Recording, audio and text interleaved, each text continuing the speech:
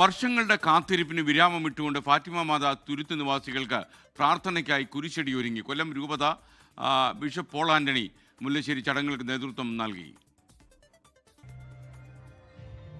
കണ്ണിന് കാഴ്ചയുടെ നിറവസന്തമേകുന്ന പച്ചപ്പണിഞ്ഞ ഭൂപ്രകൃതിയുള്ള സ്ഥലമാണ് ഫാത്തിമ മാതാ തുരുത്ത്. ഏകദേശം 65 വർഷത്തെ ചരിത്രം പറയാനുള്ള ഈ തുരുത്തിലേക്കുള്ള ഏക ആശ്രയം വഞ്ചിയാണ്.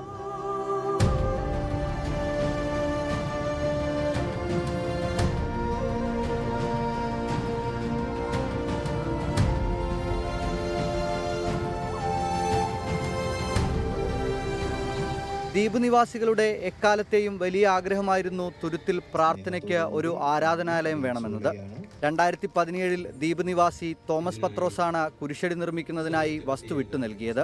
തുടർന്ന് 8 വർഷത്തെ കാത്തിരിപ്പിന് ശേഷമാണ് ഫാത്തിമ മാതാ തുരുത്തിൽ കുരിശടി ഉയർന്നത്. കൊല്ലം രൂപത ബിഷപ്പ് പോൾ ആന്റണി മുല്ലശ്ശേരി ദ്വീപിലെത്തി കുരിശടി നാടിനായി സമർപ്പിച്ചു.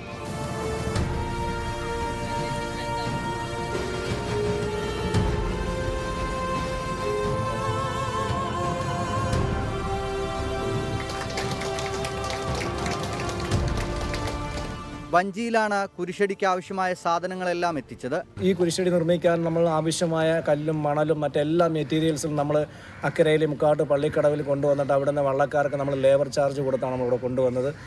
എന്നിരുന്നാലും നമുക്കത് പൂർത്തീകരിക്കാൻ കഴിഞ്ഞത് വലിയ ഒരു അനുഗ്രഹമാണ്. ഇതിനുവേണ്ടി പരിശ്രമിച്ച് ഒരുപാട് പേരുണ്ട്. പ്രാർത്ഥന കൊണ്ടും ധനം കൊണ്ടും പരിശ്രമം കൊണ്ടും ഞങ്ങളെ സഹായിച്ച എല്ലാവരെയും നിമിഷം ഓർത്തുകൊണ്ട് ദൈവത്തിന് നന്ദി പറയുന്നു. മുക്കാട് ദേവാലയ അങ്കണത്തിലെയും വിവിധ പ്രാർത്ഥനകളിലും ബിഷപ്പ് പോൾ ആന്റണി മുല്ലശ്ശേരി കാർമ്മികത്വം വഹിച്ചു. തുരുത്തിലേക്കുള്ള പാലം പണി അവസാന ഘട്ടത്തിലാണ്. 105 വീടുകളാണ് ഈ ദ്വീപിലുള്ളത്. 24 കൊല്ലം.